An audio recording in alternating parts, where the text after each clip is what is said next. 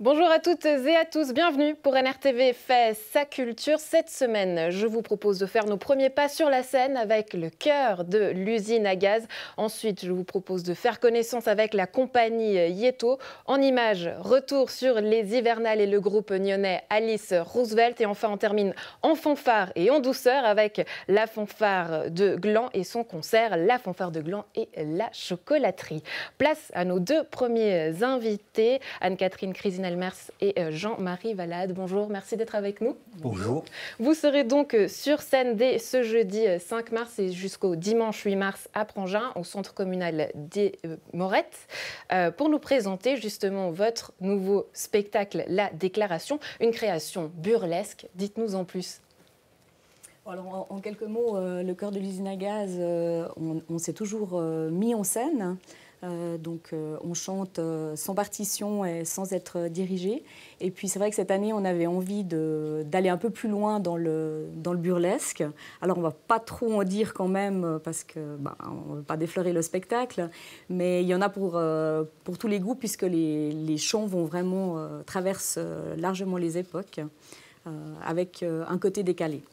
Un côté décalé, parce qu'il dit burlesque, dit finalement gag, plaisanterie, peut-être même, je ne sais pas, bande dessinée. C'est quelque chose qu'on retrouve dans l'univers de ce spectacle? Gag et plaisanterie, oui, on le retrouvera dans certaines chansons, effectivement. Et quant au répertoire, comme le disait Anne-Catherine, on va de Nougaro à Polnareff, à Piazzolla, à Gainsbourg, à Zebda, donc vraiment assez éclectique. On part un peu dans tous les sens et dans tous les styles. Et tout ça, surtout avec du mouvement et beaucoup de travail sur le corps et sur la respiration et tout. Donc ça, c'est vraiment un de nos principes, c'est ce travail sur le corps pour pouvoir faire des mises en scène qui aillent un peu avec tous les genres. Au niveau de la musique et des musiciens, qui est-ce qui sera sur scène avec vous? Alors effectivement, on innove cette année. On aura un accordéoniste, Alain Ray, qui est connu dans la région parce qu'il accompagne assez régulièrement des chœurs et diverses formations. Et puis notre percussionniste avec lequel on travaille depuis longtemps, Gabriele Chira. Au niveau de la musique, on passe du classique au yodel. Évidemment, le but, c'est de mettre en avant les compétences et les qualités de chacun. Mais tout le monde ne sait pas chanter du classique ou du yodel. Donc comment on fait? On met sur scène ceux qui savent ou tout le monde s'y colle? Comment vous avez travaillé ça? Alors, il y a quand même... La majorité des chants sont chantés par la totalité du chœur et il y a quelques duos ou trios insérés au milieu du spectacle. Mais autrement, c'est vraiment un travail de tout le chœur. On vous connaît pour être le cœur de l'usine à gaz, vous jouez là, malheureusement hors les murs, j'ai envie de dire. Mais comment ça se passe finalement de recréer cette ambiance, j'ai envie de dire, usine ailleurs, à Prangin, aux Morettes? Alors c'est vrai que c'est la première fois qu'on est sur cette scène. C'est un challenge, mais on le prend comme tel. C'est vrai que ces dernières années, on s'est toujours évidemment présenté à l'usine, mais on s'était présenté aussi à Rolle ou à Aubonne. Donc voilà, on avait l'habitude de changer de scène. Mais on se réjouit de retrouver les murs de l'usine à gaz pour notre prochaine représentation. Est-ce que ça a changé justement votre manière de travailler les spectacles, votre mise en scène, le fait d'être hors les murs? Non, pas spécialement. Il y a eu surtout une adaptation à la scène aux Morettes parce qu'on a rarement travaillé sur une scène aussi grande. Donc là, il y a toute une adaptation à faire. Mais autrement, non, le travail de l'année n'a pas trop changé vu qu'on est à l'extérieur de l'usine actuellement. Vous serez sur scène d'ici quelques heures, au moment où on parle, ce jeudi 5 mars. Comment vous vous sentez? Il y a le track qui commence? Moi, c'est plus le plaisir quand même. Mais bien sûr. Mais bon, ça fait 2 ans qu'on prépare le spectacle. C'est toujours sur 2 ans nos cycles. Donc, c'est aussi l'aboutissement. C'est une énergie commune au niveau de l'équipe. Donc, c'est un des meilleurs moments d'être juste avant. Jean-Marie, j'allais y venir justement, un travail sur 2 ans. Comment est-ce qu'il évolue? Comment est-ce qu'il se prépare? J'imagine que parfois on part sur une idée et ça dévie totalement. Vous saviez dès le départ que vous vouliez faire de la déclaration ou pas du tout? Dès le départ, il y avait quand même cette idée de déclaration et de burlesque. Et puis après, il y a eu une liste de chansons qui a été proposée.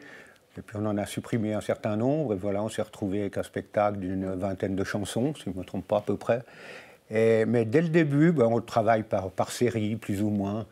Et puis on a eu l'avantage de pouvoir faire un spectacle à Lausanne il y a une quinzaine de jours, qui nous a permis de faire pour nous une très grande répétition, ce qui était agréable. Ça nous a permis de placer des choses un peu mieux que ce que... Parce que les répétitions, semaine après semaine, ça ne nous permet pas toujours d'être très précis sur les mouvements et tout, parce que, tandis qu'une fois qu'on est sur une scène, là, ça change complètement la situation. Et de manière plus personnelle, si on parle musique, dans votre top 3, celle que vous préférez chanter dans ce spectacle, c'est laquelle? Oh là là, alors j'aime beaucoup... c'est la question j'aime colle. beaucoup, non, Couleur Café. Couleur Café, ouais. Et celle que vous n'aimez pas trop chanter, entre nous, comme ça, c'est laquelle? Alors, Tomber la chemise. Tomber la chemise, d'accord. Voilà, ça ne doit pas être de ma génération, je pense que c'est peut-être pour ça. On vous est tombé autre chose, peut-être. Non, autrement. Je suis sous, j'aime beaucoup de Nougaro. C'est vraiment quelque chose d'agréable à chanter. Voilà qui est dit, donc à voir au Morette à Prangin depuis ce jeudi 5 mars au dimanche 8 mars. Merci d'avoir été avec nous et salutations à tout le cœur de l'usine à gaz, bien sûr. Merci. Au revoir. Un tout autre univers, celui de la compagnie Yeto, qui nous emmène en forêt avec son spectacle Pour être, un spectacle à voir au théâtre de Grandchamp les 6 et 7 mars en partenariat justement avec l'usine à gaz. On regarde le teaser et on en parle juste après, c'est promis.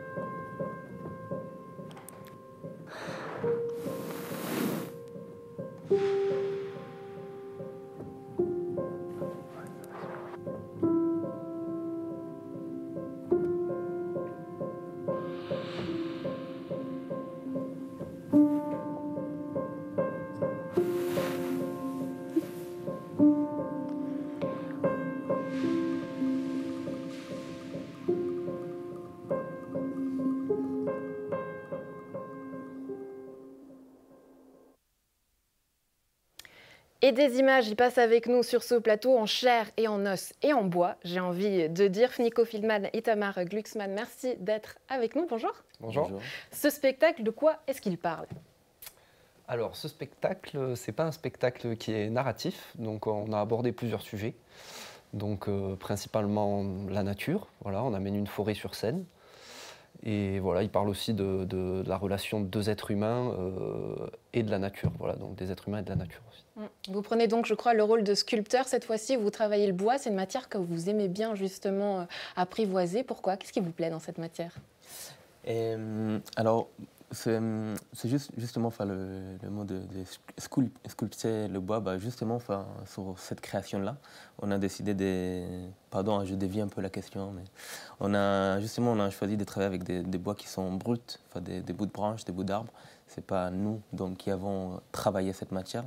Et c'est justement ça qui nous a inspiré, qui nous a amené à travailler avec ça. Donc comment le corps il s'adapte par rapport à la forme qui existe déjà et qu'est-ce qui nous inspire.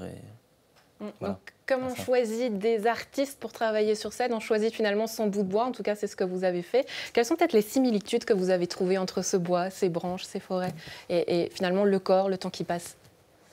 Alors, pour le bois, justement, pour choisir les formes de bois, on a mis en place un partenariat avec l'ONF, qui est l'Organisme national des forêts. Et du coup, on a pu aller sur des parcelles qu'ils allaient couper ou exploiter, et pour choisir justement des formes différentes. Donc, on a pu vraiment choisir une quantité de formes importantes de branches. Et après, on a travaillé dessus avec le corps, on a vu lesquelles étaient intéressantes, et il y a certaines qu'on a laissées au rebut. Et voilà. Qu'est-ce que ça symbolise tout ça, tout ce bois finalement? Alors nous, au début, on voulait travailler avec un arbre. Donc c'était ça un peu c'est Nico qui a proposé cette idée. Et donc on est parti un peu là-dessous, d'amener un arbre sur scène et déjà voir ce que ça nous fait. Alors la compagnie, on travaille beaucoup sur les notions acrobatiques. On vient tous les deux des cirques, donc on est des acrobates. Et on travaille beaucoup sur le déséquilibre. Donc c'est justement d'amener des arbres, quelque chose qui est très stable, qui est très posé et sur scène, et donc pas dans son milieu naturel, on va dire, et donc déséquilibré, et découvrir comment ça nous influence à nous. Justement, qu'est-ce que ça a changé dans votre manière de travailler le spectacle en tant qu'acrobate? Ça vous a peut-être déséquilibré, justement. Qu'est-ce que ça a apporté différent? Mais ce que ça a changé, ce qui était intéressant, c'est qu'avant, toute la scénographie qu'on prenait, elle était faite pour le mouvement. Donc on choisissait comment on la construisait, comment on la faisait travailler par des menuisiers pour qu'on puisse travailler dessus.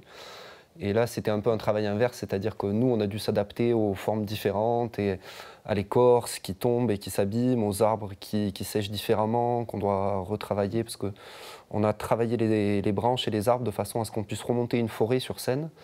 Donc toutes les pièces de bois tiennent debout, sont poncées de manière à ce qu'elles puissent tenir debout. Et est-ce qu'on peut parler de spectacle vivant? Question de curiosité, parce que le bois, j'imagine, il a aussi tendance à évoluer au fur et à mesure du temps. Est-ce que là, c'est quelque chose que vous travaillez aussi au fur et à mesure des créations, des spectacles qui tournent dans les différents pays? Alors c'est intéressant cette question par rapport à ce qui est vivant encore dans notre bout de bois qui sont coupés, mais ils continuent à bouger. Enfin, on les a coupés il y a 1 an et demi. Un truc comme ça.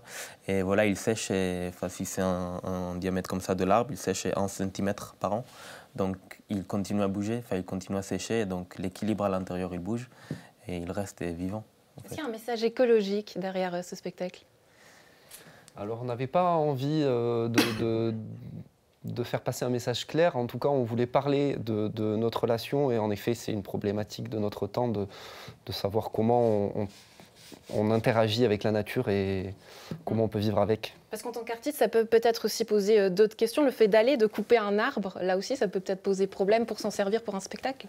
Oui, alors là, c'est justement pour ça qu'on a mis en place un partenariat avec l'ONF, pour justement aller sur des parcelles qui allaient être coupées et qui sont exploitées raisonnablement.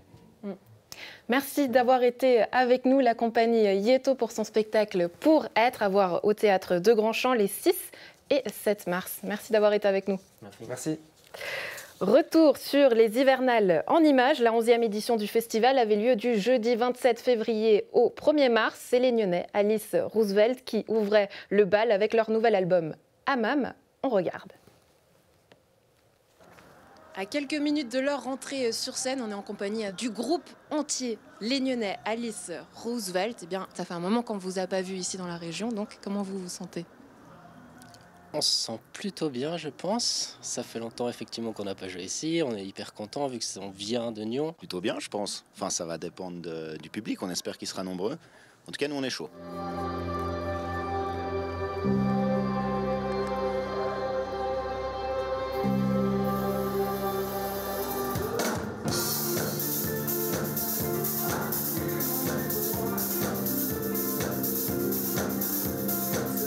Je crois savoir d'ailleurs que vous avez souhaité vous concentrer pour composer cet album Hammam. Patrick, est-ce que tu peux nous en dire un mot? Oui, on a pris un peu de temps un peu à l'écart pour ça, pour pouvoir travailler au mieux, prendre un peu de recul, parce qu'après c'est quand même difficile de joindre la vie et tout avec la musique. Et du coup, on a pris un peu de temps pour nous. Et, je sais pas si quelqu'un a quelque chose de plus intéressant à dire, je te vois rigoler. Ouais, c'est ça, parce qu'ils sont taquins entre eux, vous l'aurez compris. Donc on va se plonger un peu dans l'ambiance Hammam, vu qu'on est tous un peu serrés. Justement, qu'est-ce que vous nous présentez avec cet album Hammam? Allez, la parole à ceux qui rigolent. De la musique, je crois. Il y a un peu de musique. Non, un album complet en fait. L'idée c'était vraiment on avait fait 2 EP avant, donc l'idée c'était vraiment de pouvoir présenter notre musique sur un format plus long, donc d'environ 45 minutes, et puis de pouvoir vraiment faire en sorte, on espère que les gens l'écouteront de A à Z, ce que les gens font de moins en moins, enfin de nos jours, mais c'était un peu l'idée que les gens puissent se plonger dans le truc, dans l'univers, et puis voilà, donc qui du coup est un peu plus massif qu'un EP qui s'écoute très rapidement, donc c'était un peu l'idée. Et le fait de se présenter ce Hammam, ce disque finalement sur scène, est-ce qu'il y a des adaptations ou comment vous avez préparé ce concert? Ouais, c'était un peu différent parce que tout l'album, nous aussi on s'est plongé plus dans un univers. Et donc de l'adapter, vraiment travailler avec plus un peu de pads, plus de trig, il y a beaucoup de nappes électroniques dessus, donc on a dû travailler un peu plus. Pour ça aussi qu'on s'est arrêté pour bosser. Et ouais, donc juste un peu plus de travail, et puis non, mais sinon c'est toujours la même approche, y aller, et puis ouais, donner tout ce qu'on a. Ça va, Nyon? aussi, on est très contents d'être là. Vous êtes prêts à danser?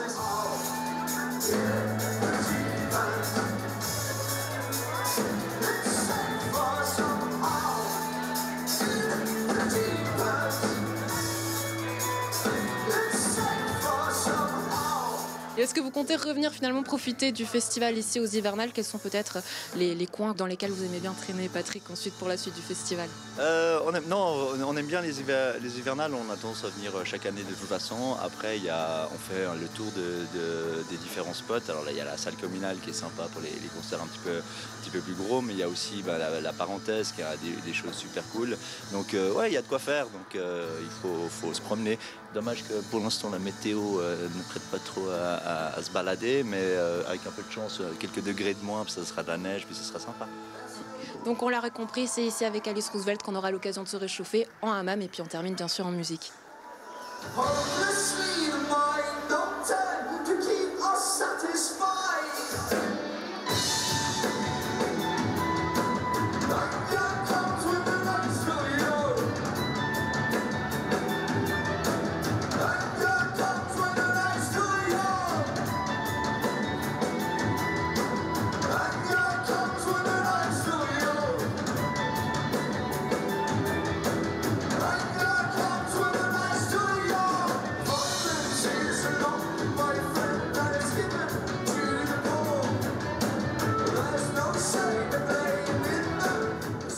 Comme promis, on termine avec un peu de douceur. La fanfare de Gland et la chocolaterie, c'est l'histoire surprenante qui vous attend à la salle communale ce samedi 7 mars. On en parle avec vous, Jennifer Giraud et Olivier Brandly. Merci d'être avec nous.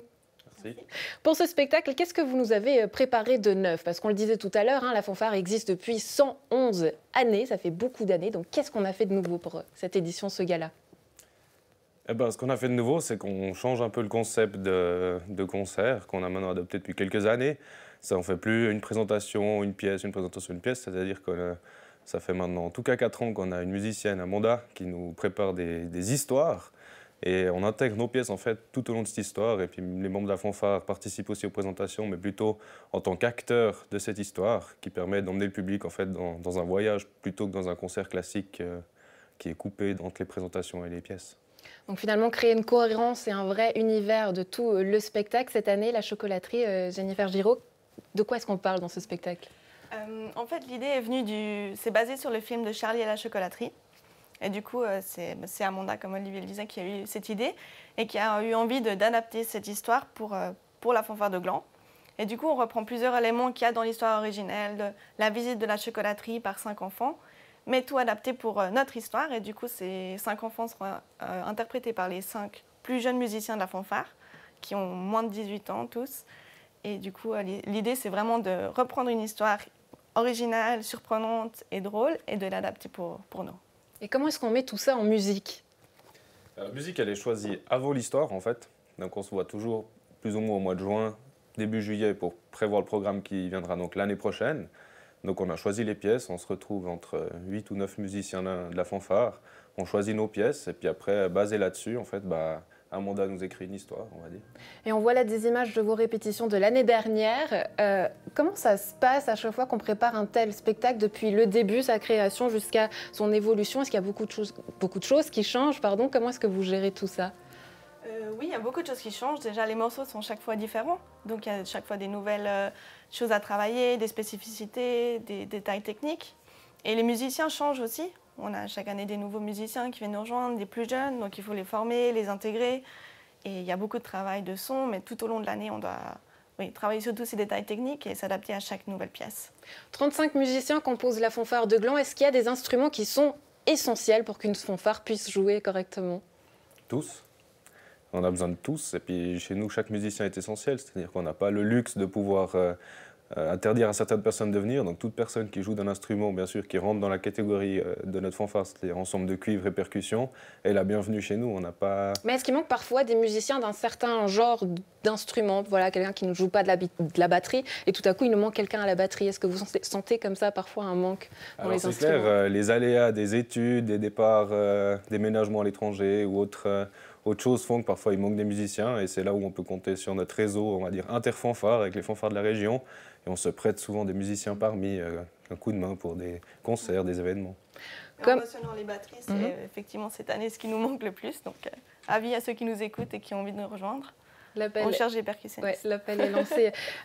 Jennifer Giraud, pour vous, on a posé la question tout à l'heure au cœur de l'usine à gaz, votre top 3, la musique que vous vous réjouissez de jouer, c'est laquelle? Je pense que mon morceau préféré cette année, c'est la grande pièce qu'on va interpréter, Flo, d'un compositeur suisse, Mario Burki, parce que c'est une pièce plutôt difficile pour nous et qui met en valeur plusieurs solistes de la fanfare et c'est vraiment un plaisir de la jouer. Olivier Bradley, pour vous, en tant que sous-directeur, qu'est-ce que vous avez envie de dire aux gens finalement pour les motiver à venir voir ce spectacle chocolaté? Si vous voulez voir Charlie et la chocolaterie interprétée en musique et un peu différemment, c'est l'occasion samedi soir. Ça vous a donné envie de manger du chocolat personnellement? Toujours. Voilà qui est une bonne raison. Et on termine encore avec des belles images. Le directeur va bien? Il va très bien, il se réjouit aussi. Personne n'est malade, c'est important à le dire. Tout se maintient donc ce samedi 7 mars à la salle communale de Gland. Merci d'avoir été avec nous. Merci de nous avoir reçus. Quant à nous, on se retrouve la semaine prochaine, vous le savez, pour plus de culture et plus d'aventures. Bonne semaine.